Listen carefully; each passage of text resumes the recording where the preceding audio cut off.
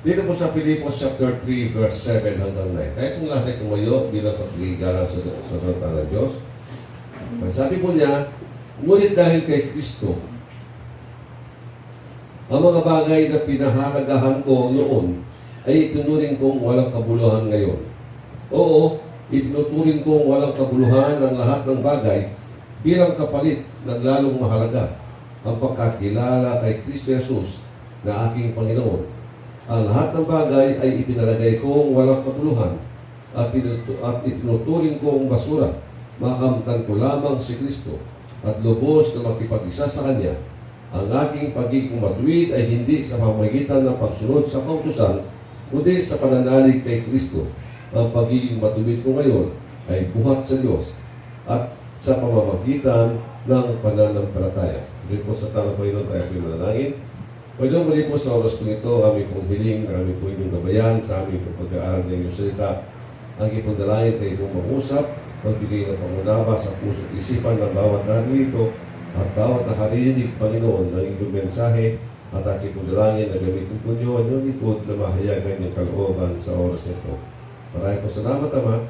Ito po ang aming dalangin sa pangalan po ng aming Panginoon Jesus. Ang lahat po yung magsabi ng Amen. Amen po, Panginoon. Unang-una gusto ko pong bigyan ng parangal ng Panginoon sa kanyang kilos sa ating pong pag-aalitan. Kanina po nag-aalitan tayo, madadama mo yung kaisahan, pakikiisa ng banal na Espiritu. At tayo naniniwala pati mga anghel ng Diyos ay maawit na kasama natin. Ano po, maganda po yung naging takbo, yung anointing, hindi lamang anointing, pati skills. Nag-i-improve po yung mga bata. Pero salamat ang aking mungkahi sa kanila, matuto sila habang tinutugtog, kinakalapit, inaawit din nila yung awitin. Kasi yun ang tamang pagsamba. Hindi ka lang tumutugtog, umaawit ka rin sa iyong diba, sa iyong puso. Habang kinakalapit mo ang gitara, o drums, o organ. Nalala ko po yung pinuntahan kong church kung saan ako noon nagpunta. Yung pong drummer na sabi niya, paikot-ikot, kapag giling-giling, gumigiling din po yung pit niya kapag nagda-drums. Nakakita na ba kayo ng gano'n? Ako tawag-tawag sa tao yun. Nakaka-bless sila. Talagang expressive siya. Talagang nagda-drums siya. Kaya wala pa kayo nakita ako, mayroon na. Sumasayaw, gumigiling din ang pit sa upuan. So, yun po ang pagsamba. Hindi lamang yung galing natin, kundi ng ating buong pagkatao, puso at isipan nandoon.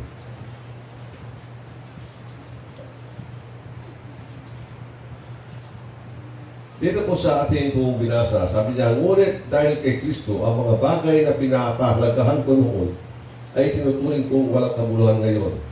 Oo, itinuturing kong walang kabuluhan ng lahat ng bagay bilang kapalit ng lalong mahalaga ang pagkakilala kay Kristo Jesus na aking Panginoon. Ang lahat ng bagay ay pinapalagay kong walang kabuluhan at itinuturing kong basura. Makamtan ko lamang si Kristo.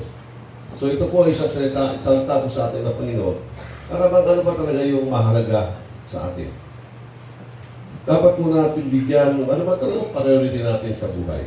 Isa pong dapat pangunawa, kung minsan nawawala tayo sa tamang pagtingin o pananaw ng buhay, ano ba talaga yung tunay na mahalaga? Kung minsan ipinagpapalit pala natin ang dapat. Tingnan mo siya po sa tablo. Marami siyang credential, marami siyang na-accomplish sa buhay. Isa siyang pariseyo, isa siyang great leader, isa siyang tapat na lingkod ng Diyos.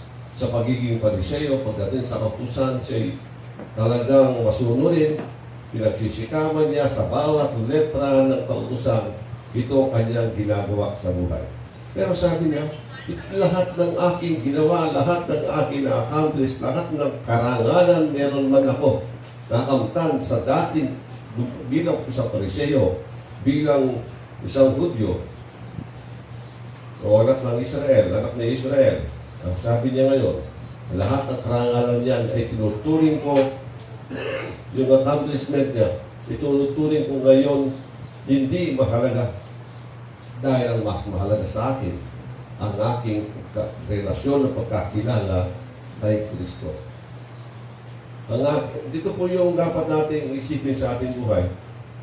O minsan, sinasabi natin mahalaga. Pero ang tanong natin, tingnan natin ating mga buhay, ano bang ginagawa natin sa ating mga sarili? Kung ang Diyos, kung yung relasyon kay Kristo ang tunay na mahalaga, bakit iba ang kuminsan ang priority natin sa buhay?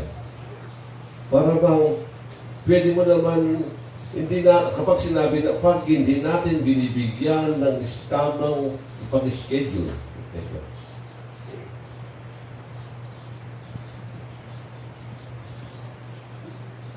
hindi ko po sinasabing wala tayong obligasyon pagdating sa Sunday. Kung minsan, meron po tayong mga panawagan ng tungkulin, kailangan natin kapalan. Pero kailangan din po natin na ayusin na hindi para bang may kapabayaan. Alam mo na, Sunday nga. Lahat ba ng pwede mo, kung ito ba'y kaya mong iiwasan mo ba ang mga ginagawa mo sa labas? Yun po, unang-unang dapat po natin bigyan diin sa ating buhay. Ang dapat natin unahin pagdating na Sunday, dahil dito tayo nagkakatipon na sumasamba. Kung kaya mo rin lang, itabi mo ang lahat, magsimba ka. Kasi ito po talaga tunay na mahalaga. Ito po sinabi ni Pablo. Ayaw ko na yung mga karangalan yan sa labas. Ayaw ko yung binibigay nila sa akin, pagkilalas nila sa akin. Ang mahalaga sa akin, ang aking pagkakilala kay Kristo. Ang aking relasyon kay Kristo. Sabi niya, lahat ng meron ako, itinutuloy kong kalugihan, nakamtan ko lamang si Kristo. Pero mga tao, maraming mga tao, no, ito po yung isang katotohanan, kahit marami ng pera, naghahabol pa ng pera,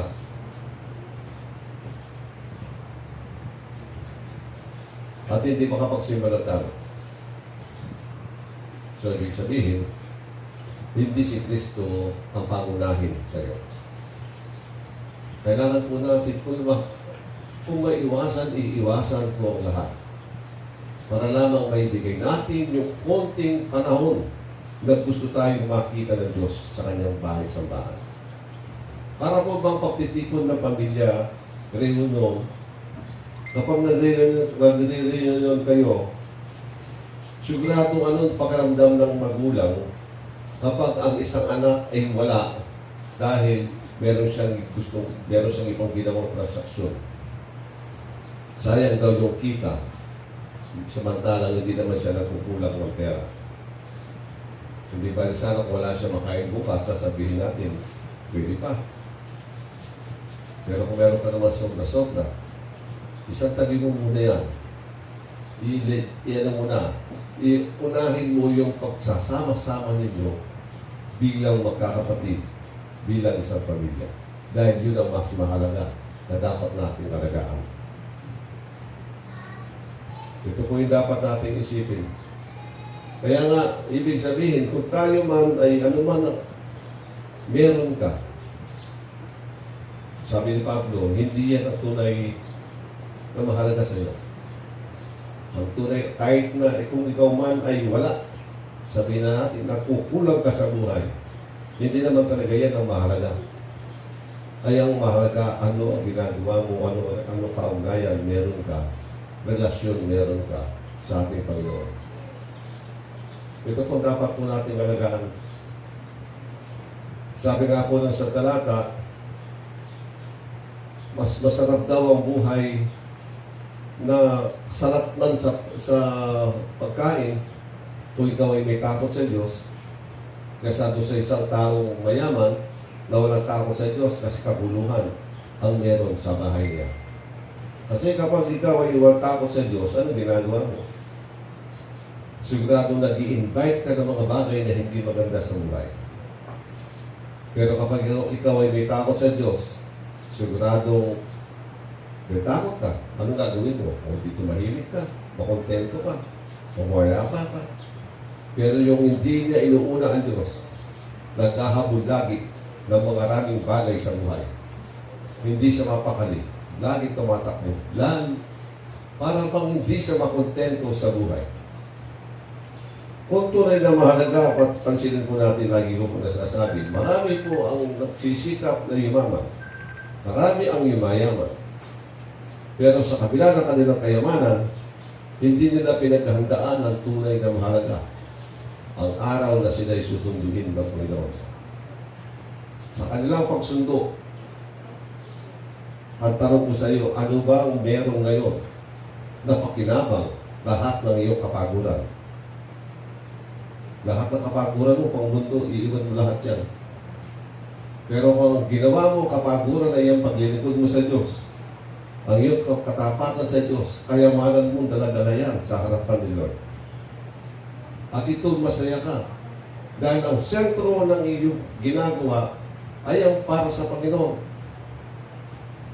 Di ba, kahit tayo maraming problema sa buhay kapag nagagawa mo yung mga obligasyon mo sa Panginoon, meron ka kakontentuhan sa iyong sarili. Payapa ka. Pero kapag ikaw ay puro ka abala sa maraming bagay sa mundo nito, para bang makuha mo man, temporary lang, para bang may silang ang kagalakan, para bang wala, hindi pang loob, pang labas lang. Nakita mo yung kayamanan, nakita mo yung ito, nasilaw ka, sabihin na natin, pero sa loob mo, iba. Wala doon ang Panginoon, wala doon ang kagalakan ng iyong espiritu, ng iyong iba. So, kailangan po nating itama ang priority ng ating buhay. Kasi, sa ating buhay kasi iniisip natin kapag meron tayo, kapag tayo mayaman, we are special. Di ba? Karamihan ng tao kung mayaman, ang turing special. Ito po yung makamundong kaisipan. Pero sinasabi natin madalas at naririnig nung madalas na sinasabi natin, kung wala si Kristo, sino ako? Hindi po ba? Sinasabi natin yun. Kung wala si Kristo sa buhay ko, wala ako. Sino ako? May bakit ngayon, ano ang inuuna natin sa buhay? So, kailangan natin mag-improve kung anong dapat natin gawin. Hindi yung posisyon mo sa buhay ang nagbibigay halaga sa iyo. Hindi yung mga nagawa mo magaganda, accomplishment mo bilang isang negosyante, bilang kung anuman gawain mo, o politician ka, o negosyante ka. Hindi yan na nagbibigay ng kung talagang ano ka. Tandaan po natin, hindi tayo tinuturing na mahalaga ng langit, maliban tayo na kay Kristo. Kaya isipin natin, ayun ang alagaan natin. Dahil ang pupuntahan natin ang langit, hindi tayo mag-stay forever sa lupa. Sino gusto mag-stay dito? Wala. Bakit kumisa na? Ito po isang katotohanan. Dahil tayo nagising sa mundo, sa lupang ito, parang ang nahihila tayo, ito yung normal. Pero tandaan ninyo, ang Kristiyano, hindi na sa normal. Super normal na dapat siya. Amen? Kasi kanyang kaisipan wala na sa mundo, dapat. Ang kanyang focus, pinaghahandaan, ay yung papunta niya sa langit. Paano siya magayos? Paano siya mag-ipon ng kayamanan sa langit? Ang kayamanan dati dito, hindi na kayamanan. Gamit lang yan. Isa lamang tools, hindi wealth. Kasi alam niya, alam mo yung tao, alam mo kapag ang tao, ang kayamanan ay hindi gamit sa kanya. Kayamanan talagang itinuturing niya at hindi gamit at katiwala lamang ni Lord. Ano tanda? Madamot. Automatic yan. Kasi ang tao madamot, bakit siya madamot? Meron naman siyang sobra. Yung ang iba, wala na nga sobra, nagbibigay pa. Yun ang tunay na mayaman kay Lord. Sa kabila ng kanyang kakulangan, gumagawa pa. Sa mata ng tao, kumisan tawag sa iyo hangal, pero sa mata ng Diyos, ang tawag sa iyo, dakila. Sino gusto mong tumingin na maganda sa iyo? Ang tao o ang Diyos? So mas maganda na po ang Diyos sa matuwa sa atin. Ano man ang sabihin nila sa atin, mga borbolen yan, okay lang. Kapag po tinutuya kayo, ibig sabihin may nakikita maganda sa inyo. Amen? Ang mga mahirap, wala silang alam sabihin. Baka po madali pa kayong hilahin. O pare, lakad tayo. Good time tayo. Hindi ka born again. At hindi ka tatawagin borbolen. Ng mga tao yan, kasangga ka pa rin nila. Tandaan ninyo, kapag tayo hindi na ayon sa takbo ng mundo, galit sila sa inyo. Hindi sila masaya sa inyo. Kapag ang mundo galit sa iyo, ibig sabihin, may patutuong maganda na hindi na katulad nila. Dahil sa kayong patutuo, deep inside, alam nila, napapahiya sila. Mas nasabi mong mali ang kanila ginagawa, kaya galit sila sa inyo.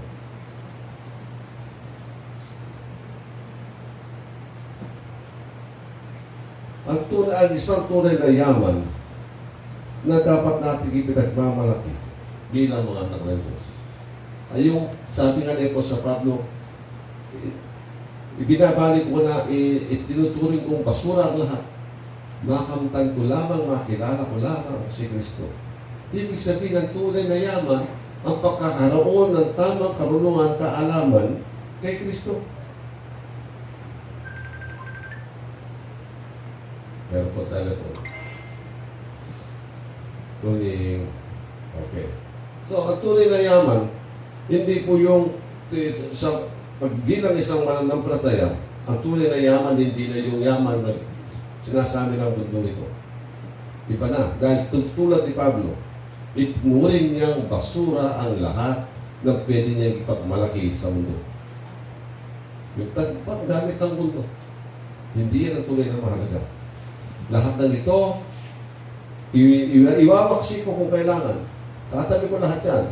Kung ito'y makakahadlang sa aking paglago, sa aking pagkakilala kay Kristo. Sana maging ehemplo po si Apostol Pablo sa atin na katulad niya. Mas ginusto pa niya kahit mawala ang lahat, mag-improve lamang siya, lumagog lamang siya pagdating kay Kristo. O sa atin naman, so wag po natin sabihin, kung mahirap sabihin, paano siyang sabihin sa inyo, at nasabi ko na rin iba. Huwag na tayo magpatukso sa takbo ng mundo nito. Ang dapat alam natin, balansihin kung paano tayo gumawa. Hindi yung puro pera, hindi po yung puro good time. Dapat alam natin, balansihin kung ano ang pagiging Kristiyano o bilang isang mananampalataya ng Panginoon. Paano ba sumunod? Paano ba dapat mabuhay? Ano ba dapat maging patutuo mo? Ano ba dapat nakikita sa iyo? Katatagan mo, nandyan ba? Integridad mo, nandyan ba bilang isang mananampalataya? Loyalty mo sa Panginoon dapat nandyan.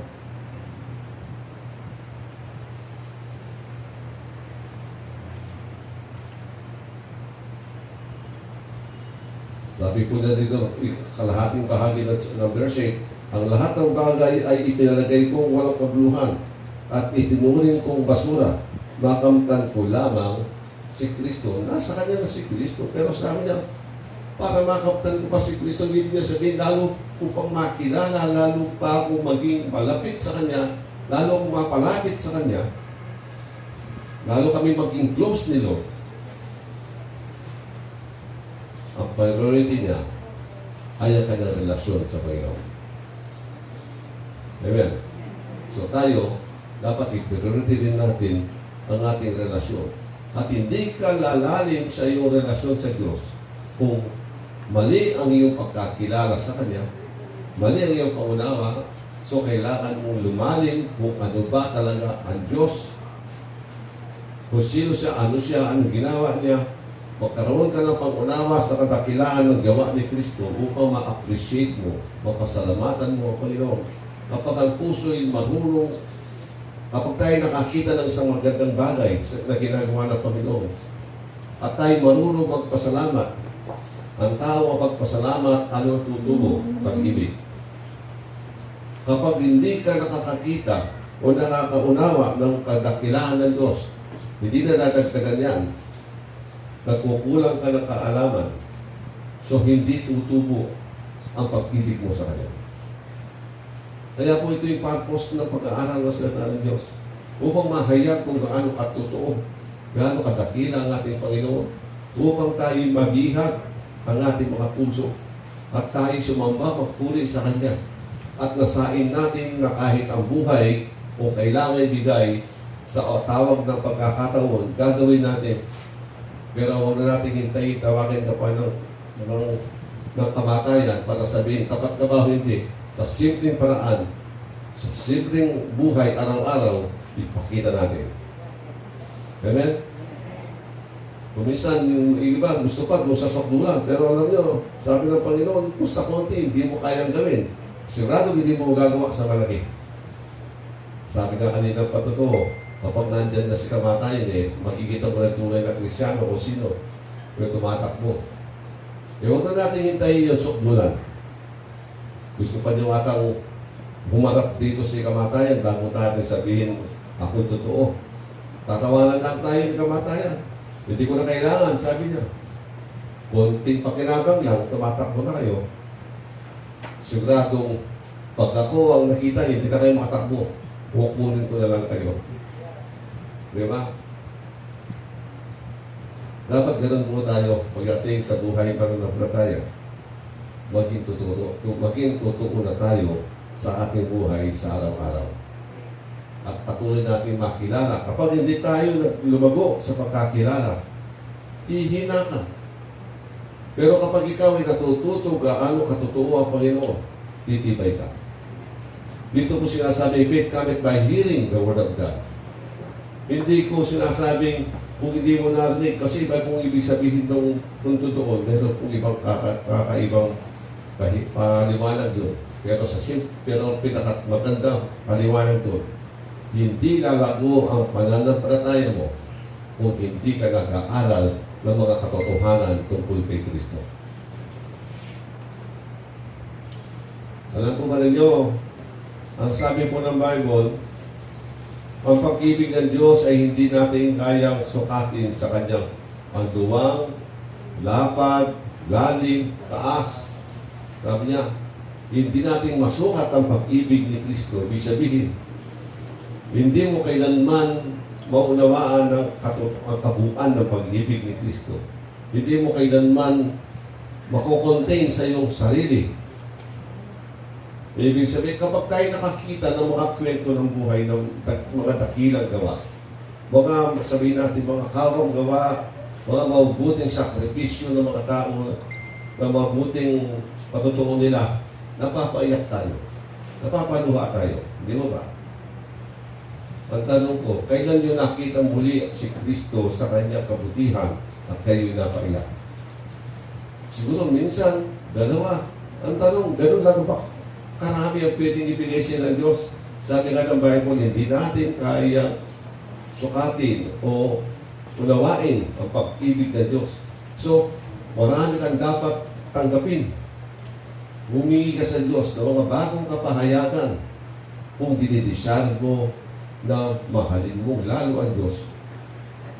Kasi isa pong malaking bagay sa buhay natin ang desisyon. Kung sinasabi mo gusto ko mahalin ang Diyos, pero gusto mo maramdaman mo lang without the understanding, ano yan? Emotion lang na high ka lang, parang dinroga ka lang, di mo naintindihan kung bakit. Para kung siya yung hinihingi natin gusto natin mahay sa Lord sa pamagitan ng basta mahay ka lang. Hindi po pwede yun. Hindi po drug lord si Lord.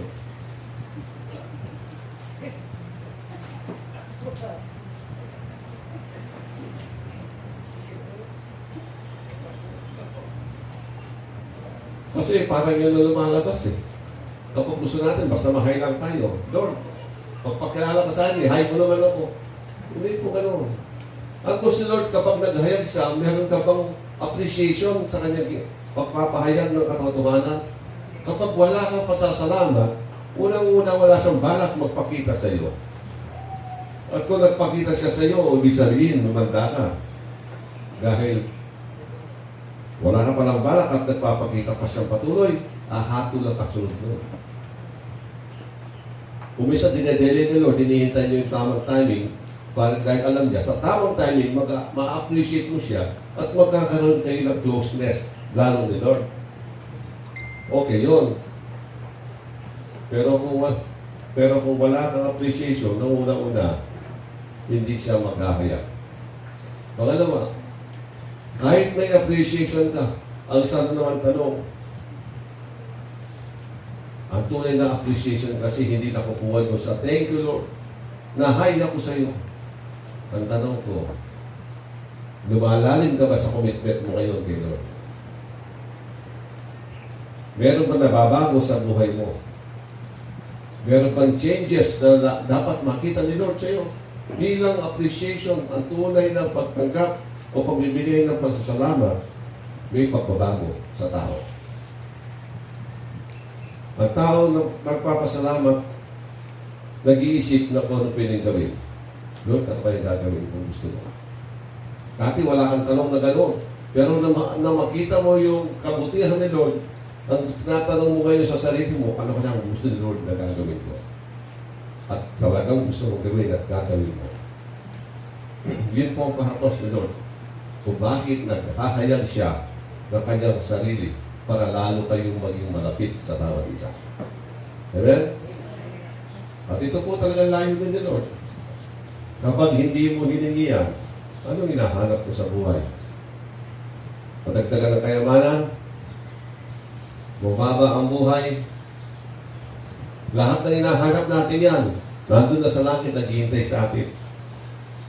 Pero bakit pilit natin hinahanap sa lupa ang mga bagay na eternal nandun, itong nandito, temporary. So dapat po ang ating focus, yung inilaan ng Diyos nasa langit, at paano mo tatanggapin ang mga bagay niyan? Ayusin mo yung sarili, nakahanda ka ba na tumanggap ng lahat na yan? Binihanda mo ba ang sarili mo? Nagbihis ka ba? Nag-ayos ka ba? Para pagharap mo kay Lord, dapat kang bigyan ng lahat ng inihanda niya sa atin. Sa langit walang mahirap, pero ganun mas mayaman. Tandaan po ninyo yan. Kung tayo papasok sa langit, walang mahirap. Pero sabi nga, merong mas mayaman. Sa langit lahat may bahay. Pero yung iba, kubo. Ang iba, mansyon. Yung iba, palasyo pa. Pero iba yung bahay ni Lord, siyempre. Lahat may lupa. Meron tayo sabihin natin 1 hectare na ang lupang tirahan mo. Halimbawa, sabihin na natin. Pero yung iba, sindero. Sobra-sobra pa. Bakit? Kasi dito pa sa lupa, gumawa na sila ng mga kayamanan dinala sa langit. Kaya kasabi ni Lord, mag-ipok kayo ng kayamanan. Sa langit, hindi dito. Ang mga bagay na magagandang gawa mo. Tandaan natin, na sabi ni Lord, tulad na lamang ng isang simple, dapat natin i-remind na natin mga sarili kung anong ginagawa ni Lord sa atin. Kapag ang tao mahirap, tinulungan mo na hindi ka naghintay ng bayad sa kanya. Alam mo, walang ibayad, pero hindi mo hinintay. Ano sabi ni Lord? Hindi siya may utang sa iyo. Ako may utang sa iyo. Ano kaya klase magbayad si Lord? Magbabayad si Lord sa langit. Mas gusto ko na sa langit ako bayaran kasi pang walang hanggan. Pag binayaran ako sa lupa, iiwan ko rin yan. Amen? Kung binayaran ka sa lupa, o di iiwan mo. Kaya mo kayo hingi ng bayad kay Lord. Hingi lang kayo bonus. Dahil hindi ko sinasabi, bonus lang. Ano lang yun? Tandaan mo ang bonus ni Lord kapag nagbigay sobra-sobra sa kailangan mo pa rin. Hindi ka maghahanap pa ng kulang. Nandun na. Kompleto na rin. Kaya gumawa tayo ng mga sakripisyo paglilingkod kay Lord. Yung mga nakakapagpagdami na narinig ko noon, yung sinabi ko sa inyo na isang misyonaryo nakita isang pamilya na hirap sa buhay. Nagdala siya ng maraming ilang supot na pagkain, sabi natin kahon-kahon para sa pamilya. Pagkakita ng nanay, kasi salamat, naghanap ng supot doon sa labas sa kanyang kusina, na makita supot, nilagyan ng laman. Sabi ng misyonaryo, anong gagawin mo? Yung pong kapitbahay ko walang makain, bibigyan ko siya. Ang sarap pakinggan, isang taong tinutulungan mo nang siya'y magkaroon, ang una isip niya yung kapwa niya na hihirapan. Hindi niya sinabing, isang linggo lang, pagkain namin ito, ubus na. Ang palad ko, ang papalad ako, hindi ko niya sinabi yun. Sabi niya, ang kapwa ko nahihirapan, kailangan ko rin bigyan.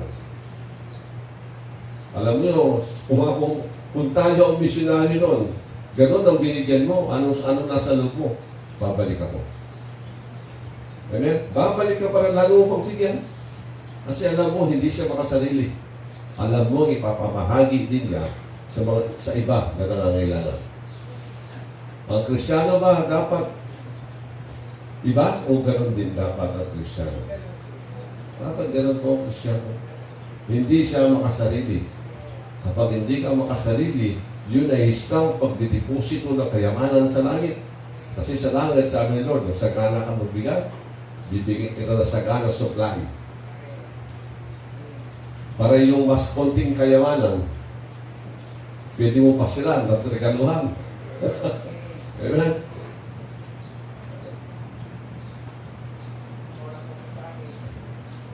So, maging ano po tayo, dapat ang puso natin nandun sa paggawa ng mabuti. Doon sa makagawa ka ng mabuti sa iba. Ito po ang paggawa ng mabuti, hindi lahat ng pagkakataon pwede mong gawin. Ang magagawa mo ngayon, huwag mo nang ipagpaliban. Yung konting kaya mong gawin ngayon, huwag mong para bang ibaliwala. Baka bukas hindi na pwede. Huwag kang kuripot. Baka bukas wala na lahat. Mangunguripot na ngayon, nagtitipid ka, kinokontrol mo para sa iyong sarili, para enjoy mo pa yung bagay. Kung pag meron kang nakitang dapat mong gawin, hindi ko naman sinasabing pagiging burara ka. Sinasabi ko lang yung talagang may pangangailangan, huwag mo ipitin kung ano pwede mong gawin. Gawin mo lang.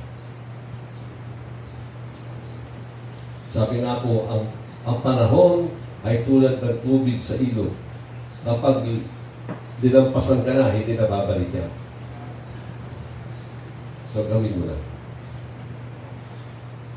At napakasarap, once na ginawa mo, may kakaibang kagalakan ka sa puso. You're satisfied. Para bang you give God the glory kasi at least may nagawa ka para sa Kanya. Naramdaman mo yung puso ni Lord kung gaano siya kalaki ang pag-ibig niya. Ang pag-ibig kapag ginawa mo, tutubo yan eh. At babalik sa iyo, maramdaman mo, ganito pa. Ganito pala ang gumagawa ng isang magandang bagay sa aking kapwa. Kasi babalik ni Lord na sa iyo, papataman niya kung gaano kaganda ang ginawa mo. Maaaring nung una hindi mo maramdaman, pero once na you move, once na ginawa mo, bigla mong maramdaman sa puso mo yung pag-ibig na meron si Lord doon sa ginawa mo. Amen? So, So napakalaga po, no? Kung minsan ayaw natin gayahin yung mayaman, ay yung mahirap na may dalawang barya. Ayaw natin gayahin. Huwag mong gagayahin kung wala kang naramdaman. Huwag mong gagayahin, ulitin ko. Pagdating sa pagbibigay, huwag mong gagayahin na wala kang nararamdaman. Pero kapag sinabi ni Lord, tinutsukan ka sa puso mo, tinusok ni Lord, bibigay mo yung pera mo. Bibigay mo yung hawak mo. Huwag ka na magipagtalo kay Lord. Bibigay mo na lang. Kasi, kinakausap ka ni Lord na puso sa puso usapan. At kapag si Lord kumausap, mayroon siyang ibig sabihin pagkatapos. Kaya sabi nga ni Pablo, huwag kayo magbibigay ng hindi taos sa puso. Yung may puso. Kapag sinabi ko, taos sa puso, tandaan ninyo, may puso ang usapan. Amen? Hindi limos. Ang limos hindi puso. Huwag kayo maglilimos. Walang puso ang limos. Magiging makatao lang. Pero yung may puso, nandun yung joy, nandun yung desire na makagawa ka ng mabuti doon sa iyong binibigyan. Yun po ang may reward sa Diyos. Yun po kinikilala ng Panginoon. Sino yung nakakagawa nun? Tandaan ninyo, hindi mo na kailangan turuan na yung sarili. Kung sa iyong sarili, marunong ka magpasalamat kay Lord, automatic yan lumalabas. Ang tao mapagpasalamat kay Lord, malaking tinatawag niya, butang na loob ang lahat ng meron siya. Hindi po pinag-aaralan ang paggawa mabuti. Automatic yan nararamdaman ang ginagawa. Unang-unang gawin mo yan, ang pasasalamat, pagkakakila na lahat ng meron ka sa pamagitan ng kapakambabaan. Pasalamat kay Lord kapag ginagawa mo yan lagi kay Lord. Kusang lalabas mo yan. At masaya. At masaya ka sa iyong ginagawa. Kasi sa puso mo, nandun ang puso ni Lord. Amen? Ang Kristiyano dapat gano'n. Minsan nga, kailangan natin manalangin, Lord, ayan mo kung anong puso mo. Kung anong tingin mo sa mga kapatid mong ito, siya na bang ibigay mo din sa akin? Kung anong tingin mo sa kanila, maging gano'n din ang tingin ko sa kanila. Para bang inihiling mo sa Diyos? Kung ano yung kanyang damdamin, pananaw, maging kaisa kanya. Ini-invite mo si Lord sa buhay mo. Pagkat siyempre, ano bang gagawin ni Lord? Ibig sabihin, kung ano puso ni Lord, yun yung papadama niya sa iyo. At sana yung mga bagay na kinamumuhian ni Lord, kinamumuhian mo rin. Importante po yun, hindi puro love, love, love. Mamaya, mali na pala yung tingin sa yung desisyon. Hindi na nakalimutan natin ang Diyos pala, yung Diyos na katwiran, Diyos na kabanalan, Diyos na justisya. So, kailangan po natin hilingin din sa Diyos yung knowledge, wisdom, and understanding sa lahat ng nangyayari sa atin at tayo makalakad sa Kanya.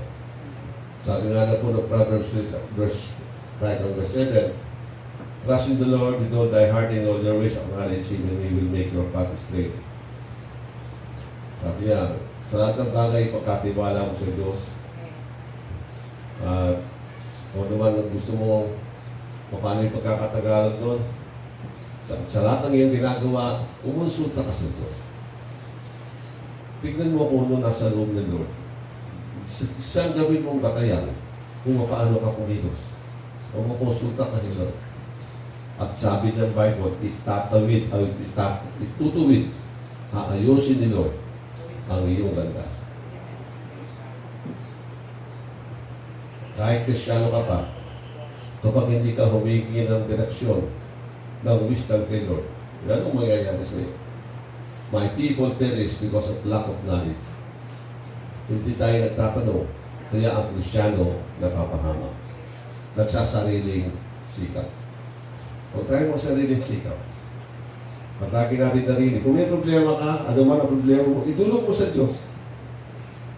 Siyang bahala mag-ayos niya. Kung hindi mo kaya, siyang gagawa. Dahil ang Diyos mahilig sa himala. Amen? Ito naman si Lord.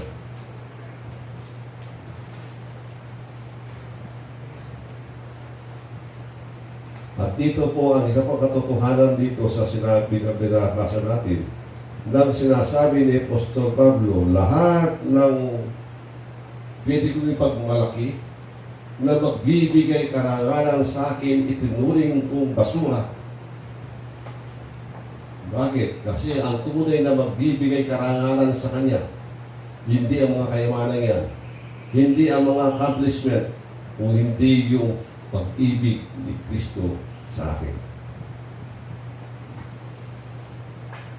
Yun ang tunay na value natin. Yun ang tunay na karangalan natin. Huwag na tayo magmalaki. Pero lang ng biyas natin na nababasa rin o nababanggit. Kung gusto nyo maging mayabang, isa lang ang pagyabang nyo. Si Kristo sa buhay ninyo. Wala tayong pwedeng ipagmalaki. Si Kristo lang. O paano natin ipagmamalaki? Para lang magkaroon tayo ng pangunawa. O paano natin magmamalaki ang Diyos sa buhay natin? Kasi the more you know the Lord, siyempre lalo siyang, sabi niya, kung sino man, draw nigh to Him and He will draw nigh to you. Sabi niya, lumapit ka sa Diyos at lalapit din niya sa iyo. Automatic yan. Pero sa atin naman, kung paano natin pasasalamatan o paano natin makikita yung paano natin ipagmamalaki ang Diyos sa buhay natin. Ano bang meron ka ngayon na mahalaga sa iyo? Ano bang meron ka ngayon na pinagmamalaki mo? Ngayon ay sariling sikap mo. Na walang kilo sa Diyos yan. Kaya natanong ko kayo sa inyong mga sarili, ano bang meron ka na pinapahalagahan mo? Ano bang meron ka na pinagmamalaki mo na ito'y napasayo dahil sa iyong sariling sikap? Walang kilos gawa ang Diyos sa bagay niya. Meron ka. Wala akong makita sino man sa atin. Dahil ang tandaan natin, ang mga katotohanan, ang demonyo ay dumating upang magwasak, pumatay, manira. Ang Diyos ay nagpunta upang tayo siya mag-anak sa buhay. Pero ang diablo dumarating, pero mabuti. Kung ang diablo nandyan, manira, magwasak, pumatay, at ikaw ay buo ka. Ibig sabihin ng Diyos, may ginagawang proteksyon sa iyo. Ikaw ay sumulpot sa mundo. Sino pang nagpasulpot sa iyo sa mundo nito? Si Lord pa rin. Sino nagbigay ng iyong karunungan? Ang Diyos pa rin. Sino nagbigay ng iyong pamilya? Ang Diyos pa rin. Sino nagbigay ng kalakasan mo sa kayong pangangatawan? Kaya hindi ka may sakit ngayon. Kaya ka nandito. Ang Diyos pa rin dahil iningatan ka. Marami kang kaibigan. Sino gumawa? Sino tumalangin sa mga yan? Ang Diyos pa rin. Kaya wala tayong masasabi na hindi galing sa Diyos. Kaya lahat ng magagandang bagay sa buhay mo, hindi sa iyo galing yan. Sa Diyos lahat yan. May ginawa ang Diyos para tanggapin mo ang lahat ng bagay. At ang kailangan lamang natin gawin, ang sabi nga po ng Bible, sa lahat ng bagay, magpasalamat kayo sa Diyos.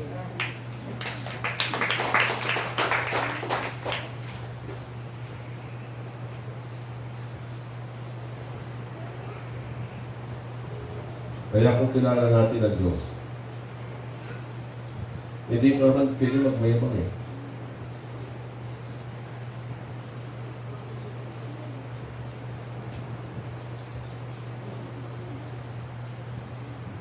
Dapat sa lahat ng bagay, itaas mo ang pangalan ni Lord. Sa Kanya mo bigay ang kapurihan Kung halimbawa, mga binigay sa akin ni Lord ay magkaroon ng opportunity, strength, wisdom, knowledge and understanding na ako'y makatayo sa harapan ninyo. Hindi dahil sa ako, kundi dahil sa Lord na tumawag sa akin, ibinigay niya ang lahat ng ito para magawa ko ito. Sino tataas mo? Sino? Kung mayroong taong lumapit sa inyo na humingi ng tulong at bagamat hindi sapat ang tulong mo pero meron ng konting magagawa, kapag naibigay mo, huwag kang magmayabang sa iyong sarili. Nakatulong ako, pwede ba ako meron kang mabuting gawa? Sabihin mo, Lord, salamat. Ginamit mo kung kahit sa konting kaparaanan, nakatulong ako sa aking kapwa. It is an honor and a privilege na magamit ka ni Lord. Ito po tandaan natin, ano bang gawa natin na magaganda? Isang karangalan at pribilehiyo na binigay niya na tayo gamitin ng Panginoon. Tayo yung mga likod lamang ng Panginoon. Na nilalang niya for His glory, hindi para sa ating mga sarili. Kaya dapat dito tayo mag-ayos kung paano tayo kumilos, mag-isip, magbigay ng direksyon sa ating mga buhay, sa ating mga sarili, paano natin iplano ang buhay. Ang priority natin ay ang Panginoon, pero hindi ko sinasabing magiging irresponsible kayo sa inyong buhay. Hindi tayo tinawag ni Lord para maging irresponsable. Maging responsable ka unang-una sa mga bagay na dapat mong gawin, lalo na sa iyong pamilya. Minsan nga, ewan ko nakikwento ko na sa inyo, kapag si Lord tumawag, nakikwento ko na tayo, yung ulitin ko lang, tumawag sa inyo na magpastor, halimbawa, at ang iglesia ay walang maibigay na tulong o financial na suporta sa iyo. Wala ka naman pera, wala kang negosyo, at meron kang 2 taon gulang na anak, walang makain. Magpapatuloy ka ba sa pagpapastor? Ako, o umalis ka sa pagpapastor? Tinawag ka ni Lord para magpastor, pero problema, sa oras na 2 taon ng anak mo, walang makain, asawa mo, walang trabaho, nasa liblib na lugar kayo. Ang tanong, magpapatuloy ka ba sa pagpapastor o magtrabaho ka? At pakainin mo anak mo. Sa mga kulang sa pangunawa pagdating sa Diyos, sasabihin nila, magpastor ako, sila na pag-provide. Eh, wala nga provision eh. Di ba natindihan? Kaliwanag na salita, wala nga provision. Tinawag ka ni Lord, hindi magiging responsable. Ang ibig sabihin, hindi mo pwede pabayaan ang 2 taong anak mo. Pakainin mo. Tumigil ka muna. Ibig sabihin, may tamang oras para magpastor ka, hindi sa oras na yun. Amen? Dapat maging alam natin na balansihin. Ganun po yung paglilingkod kay Lord. Magagalit sa atin ang Panginoon kapag meron kang 2 taon na hindi mo pinapakain dahil lamang tinawag kayo magpastor. Magagalit sa iyo. Bakit? Magpapastor ka, responsable ka naman. Gawin mo muna yung responsibilidad mo na hindi mo pwedeng takasan maliban lang may provision sa Lord. Amen? Kung walang provision, automatic yun. Malis ka dyan. May ibang panahon ka gagamitin ni Lord, hindi sa oras ito. Biblical ba yan? Biblical. Nandun po sa Nehemiah, yung mga lingkod ng Diyos sa templo, wala lahat. Iniwan ang templo, sira-sira, marumi, hindi maayos, magulo. Nakandaan pa ninyo? Nasinagmunan ni Nehemiah, tinatawag niya yung mga tao. Sabi niya, nasaan ang mga manlingkod ng Diyos? Sira-sira ang templo, napabayaan. Samantalang tingnan niyo ang bahay niyo, gaganda. Hindi kayo nagbibigay ng ikapo. Kaya ang mga taong lingkod ng Diyos, walang magamit sa kanilang pamilya na obligang magtrabaho, lumabas para may maipakain sa kanila. Hindi pinagalitan ni Nehemiah ang mga lingkod ng Diyos. Kasi ang mga tao dapat sumuporta, hindi sila sumuporta para meron silang magamit sa kanilang pangangailangan sa araw-araw. Kaya, tandaan ko at sa lesson niya, mga kwento sa Bible, akala natin walang mga matitinding, malalim. Meron po. Sa tamang pagkakataon, makikita mo lang ito yung sinasabi niya. Kapag walang kaso, hindi mo nakikita. Kapag may kaso, usapin, doon mo nakikita ang direksyon ni Lord.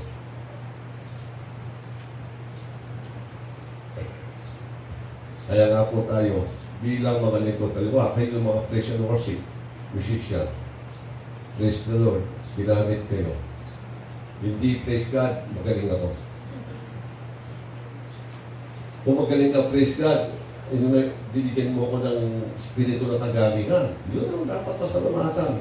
Hindi ikaw yun. Si Lord pa rin yan. Karangalan sa atin. Ano?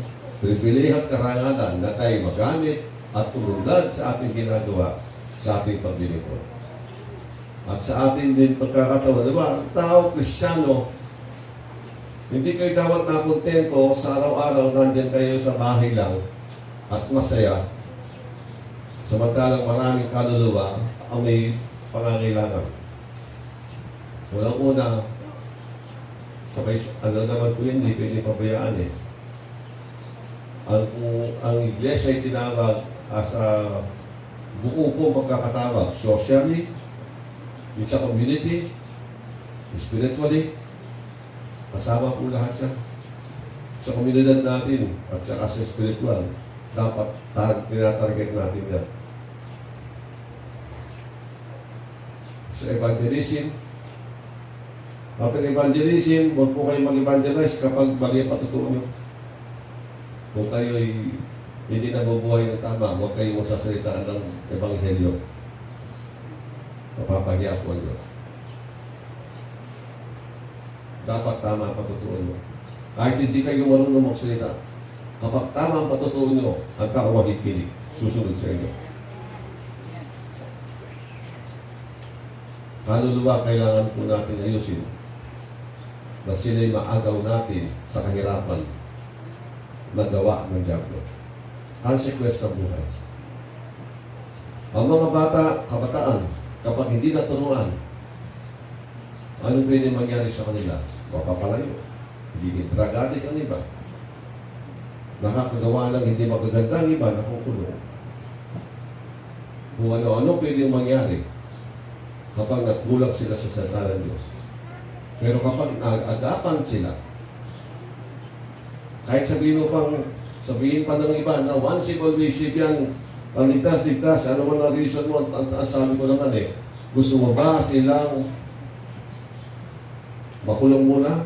Gusto mo muna silang maging drug addict? Kung ano-ano pwede mangyari sa kanila, agapan natin na hindi mangyari sa kanila ang masasamang bagay na pwede nilang daanan. Ito po ang isang role ng evangelism na ginagawa. Dapat natin isipin.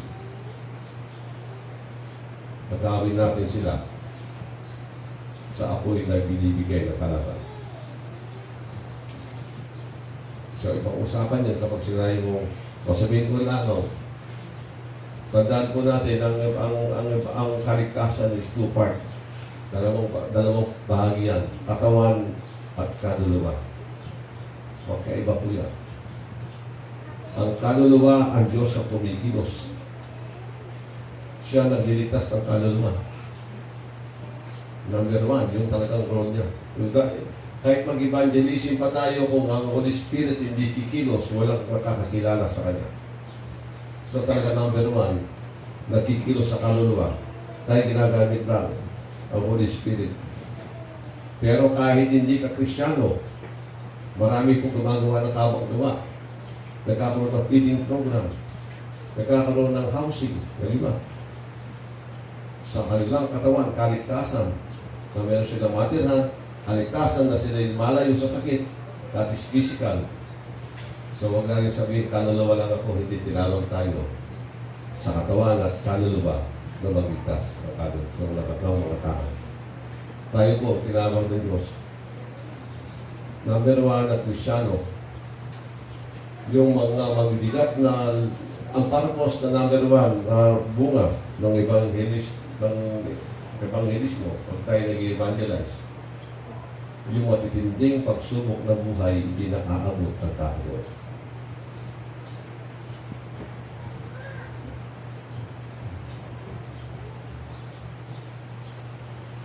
Dahil lamang sa barkadang hindi tama, na-aksidente sa daan, naputulan pa yung paa.